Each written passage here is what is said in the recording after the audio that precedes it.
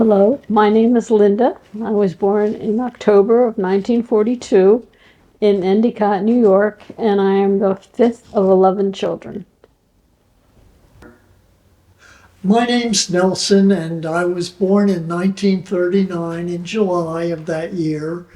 And I was born at Hahnemann Hospital, which is in Philadelphia at Broad and Vine Street, and I'm not sure that it even exists today.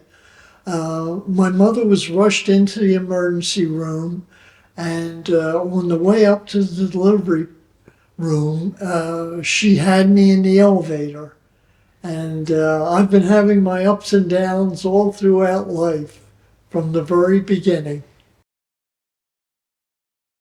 I've always worked since I was 8 years old. I had an evening Inquirer route where I used to wait on the street corner and the guy would throw the papers at me as they went speeding by, and I would deliver them and then go home. And then I had a bulletin route, which was really good, and met a lot of friends there that we grew up together. And when I was about 14, I wanted to get a car. And I had money because I had given some to my parents to help out pay for things, but I had always kept some aside. And my cousin worked at Bott Chrysler in Plymouth, which was on Old York Road in Philadelphia. And she knew I wanted to buy a car.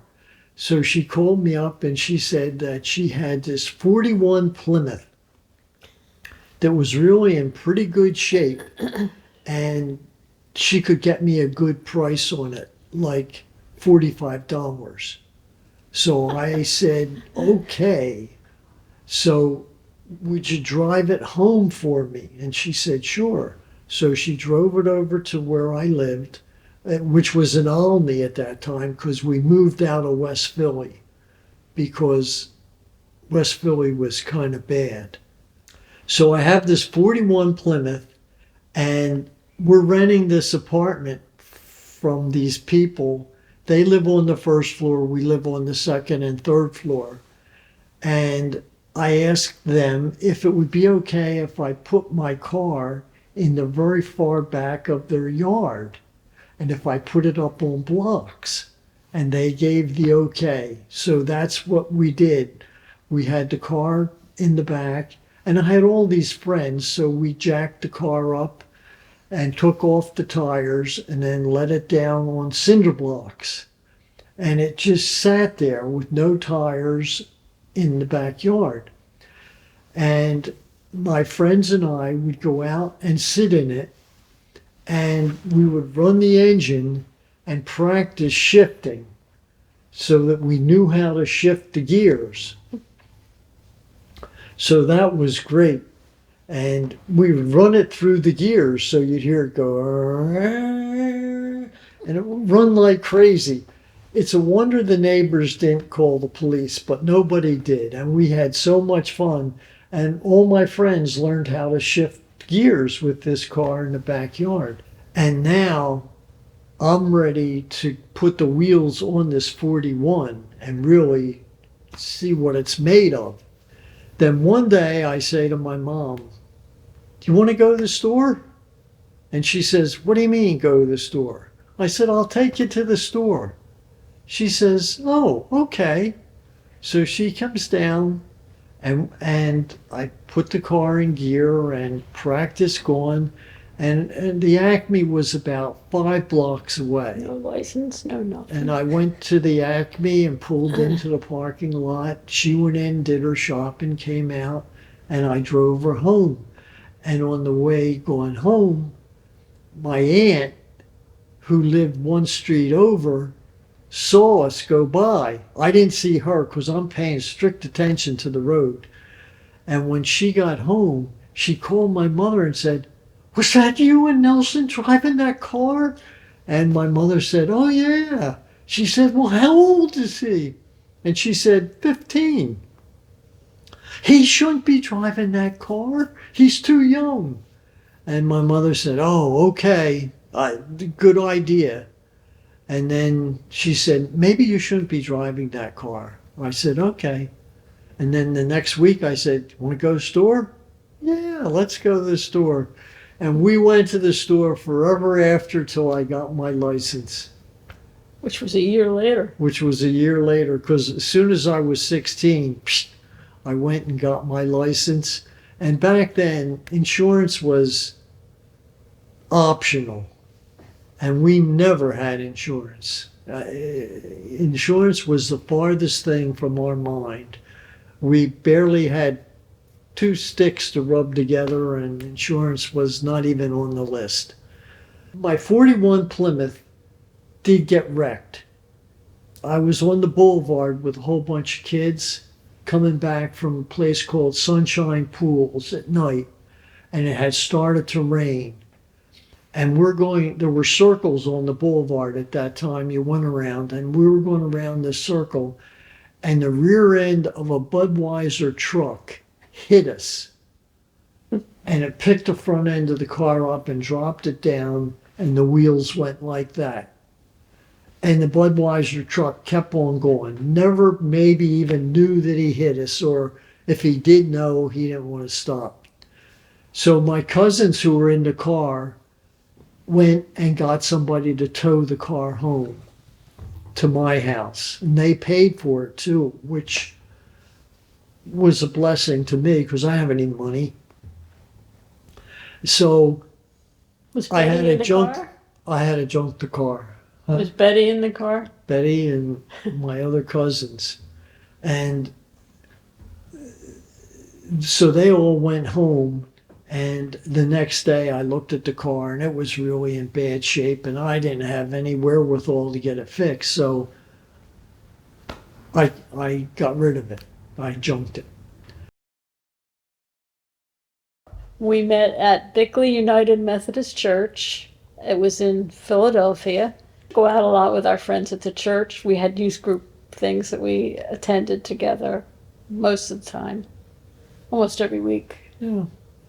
We go bowling, roller skating. Yeah, we did a lot of roller skating. We had a roller skating rink in our church, and we did a lot of roller skating.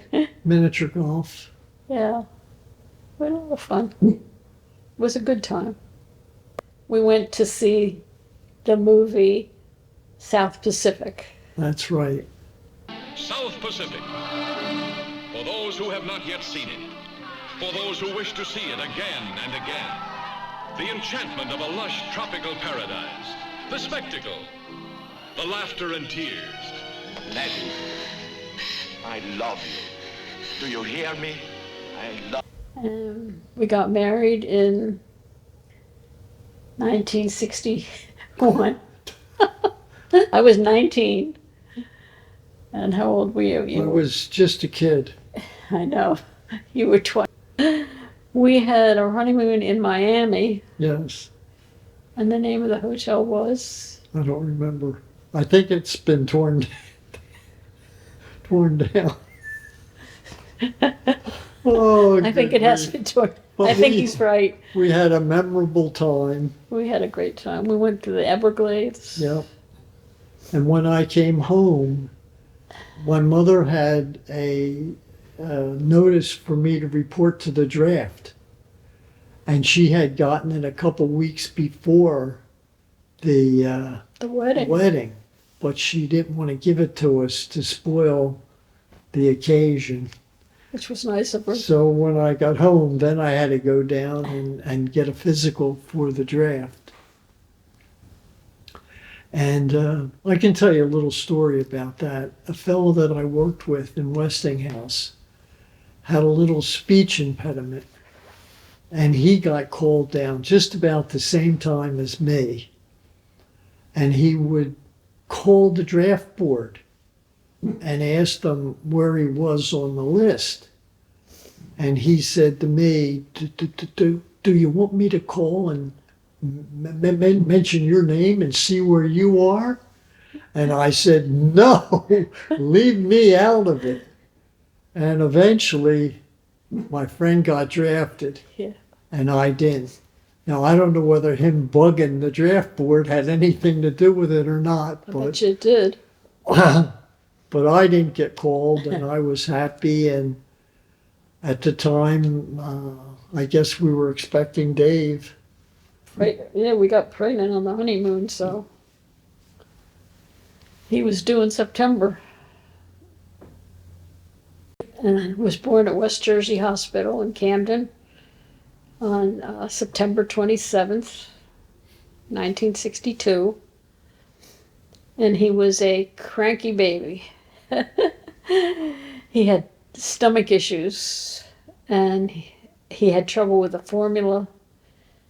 And it was before they had all the soy products, so he didn't get a chance to try something else. So he was he had a lot of achy stomachs, and he cried a lot. But then as he got older, he outgrew it, and he did fine. He grew well. And then Susie was born in July of 1965. Same date as my birthday. Yeah, same day as Nelson. And she had a lot of issues when she was born, obviously. I don't know what to say about that. 1971, we had our third child, Daniel. And unfortunately, in 1972, after 4 months, he died. Yeah, sudden infant death syndrome. It was tragic.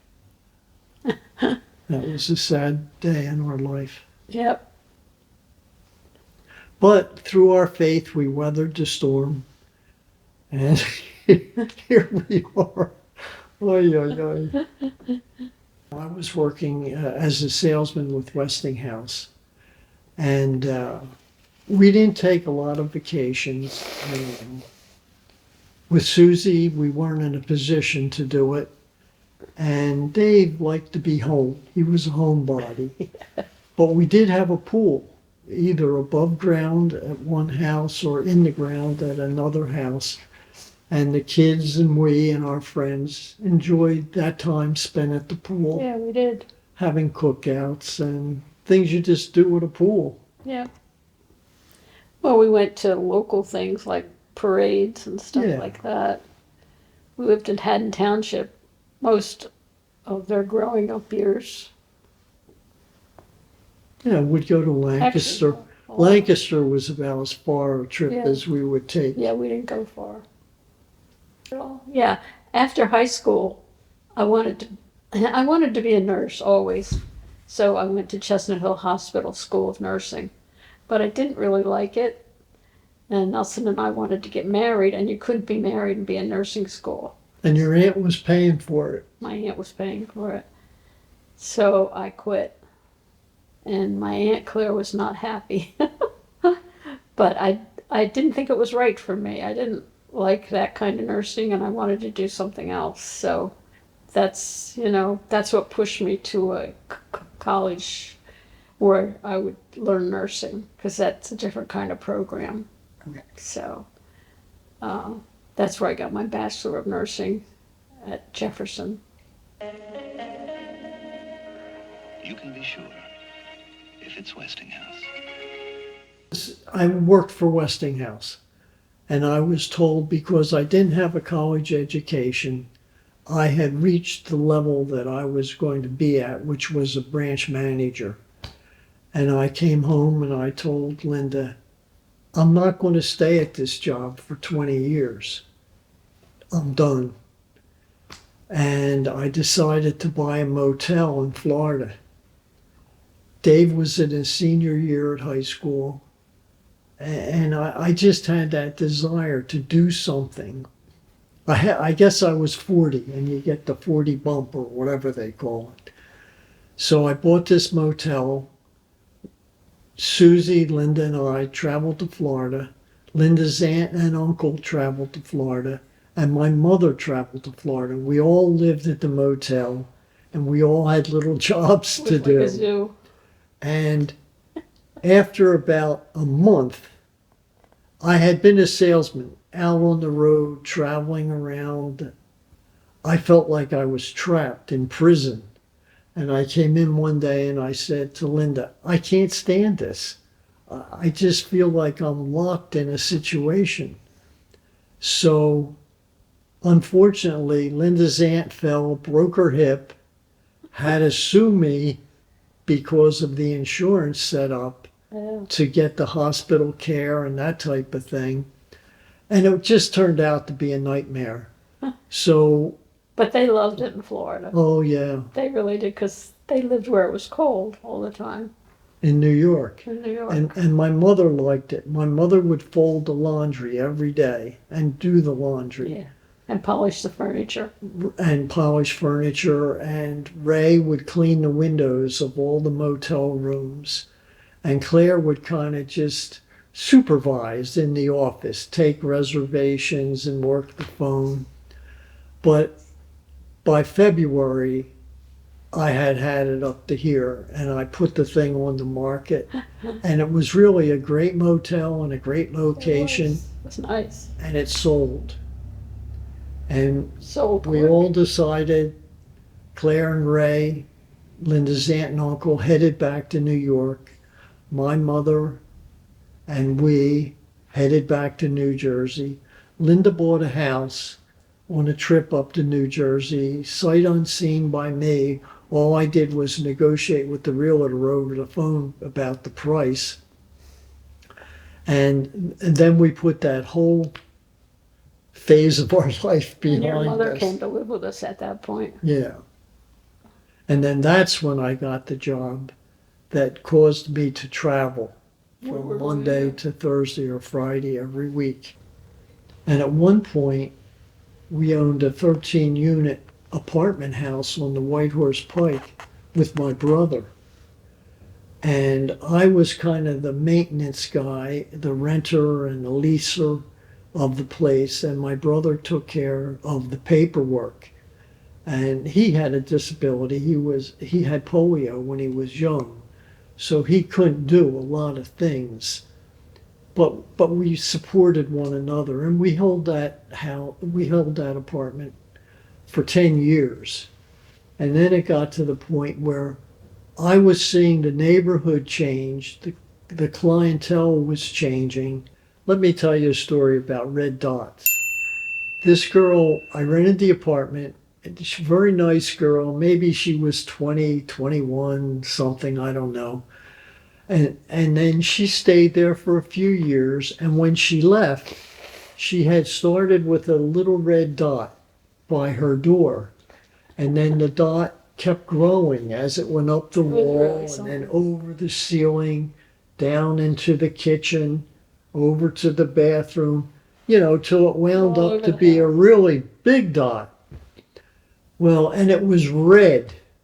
And at that time, Dave was in high school, and I used to have him as my backup maintenance man.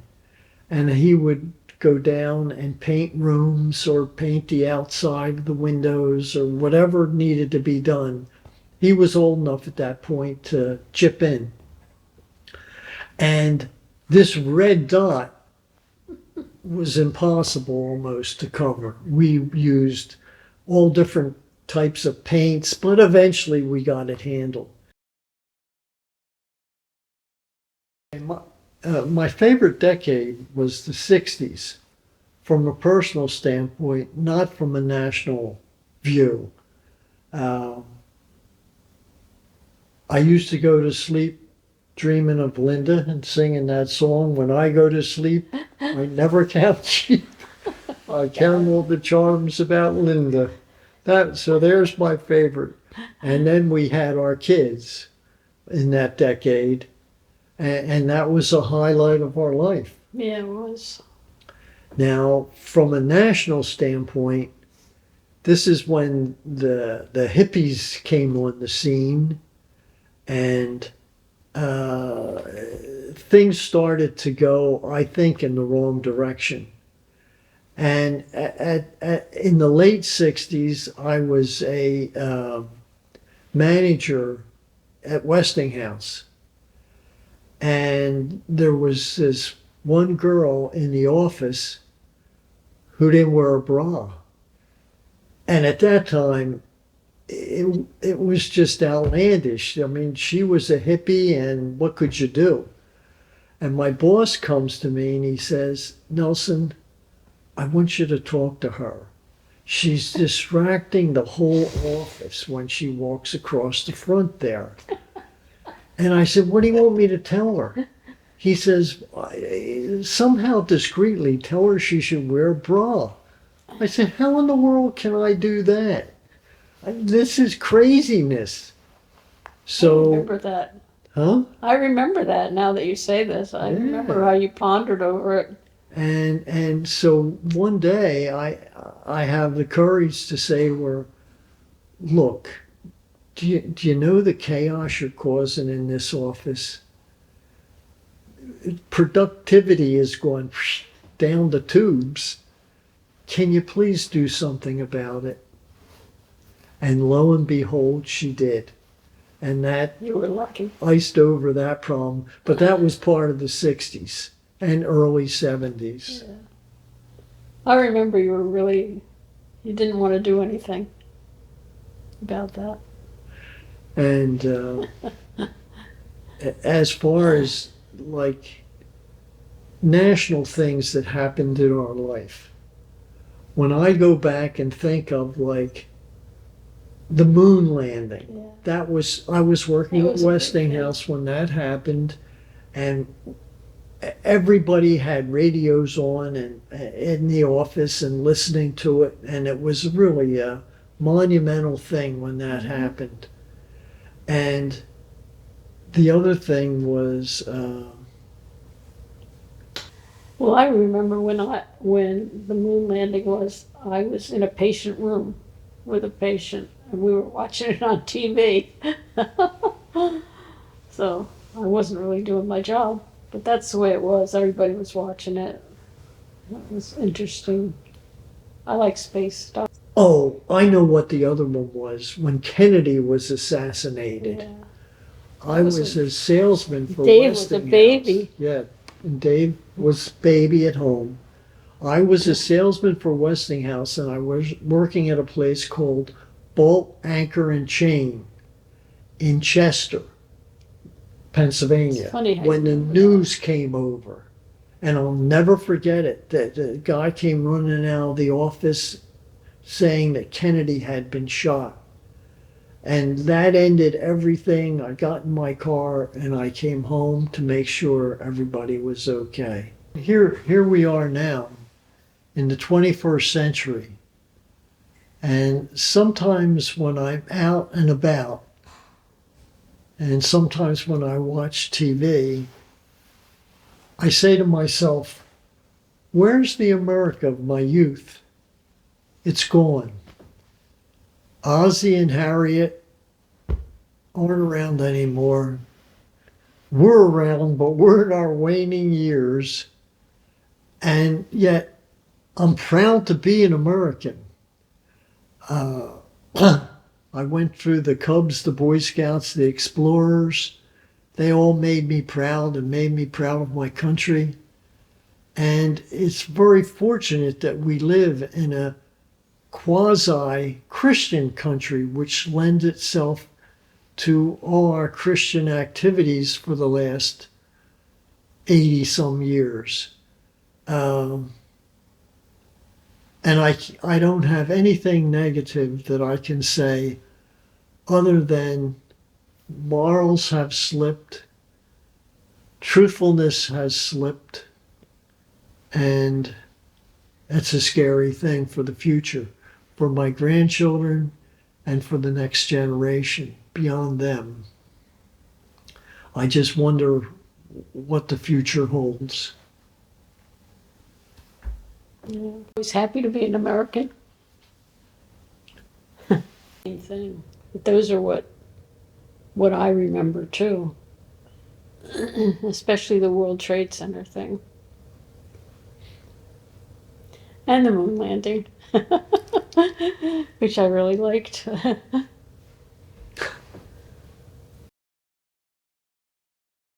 And policeman at that time named Jim Jones. And he called me up and he said, you know, the lady in, I forget the apartment number, but we haven't seen her for a while. Do you think we should do some checking? And I said, yeah, would you take a look in and see what's going on? And he said, no, I really don't want to do that. He said, how about you come over and you take a look and see what's going on? So I said, okay. So I came over and went in, and she's laying in the bed and I can't rouse her. She's dead. Now, there's a problem because you have to get now the Coroner. Hmm? The coroner. the coroner. So you have to close up the apartment. You have to get the coroner to come. They have to come and pronounce her dead in the apartment. Then you have to decide, you know, what are you going to do with the body? And I had to call her relatives and break the news to them. And then they made arrangements for the body to go. And the police in the meantime have to come and check out the apartment, make sure there's no foul play that they can see beyond what the coroner's report is. And it was just a nightmare. It And smelled. nightmare after Did nightmare. it smell? Oh, the smell. That's right. I forgot about that. I Oh. remember you saying it We had to smelled so open bad, up I all thought the I messed her windows. up. We had to get a company in to radiate the smell. Fumigate it. Fumigate it, yeah, so that we could set it up for renting again.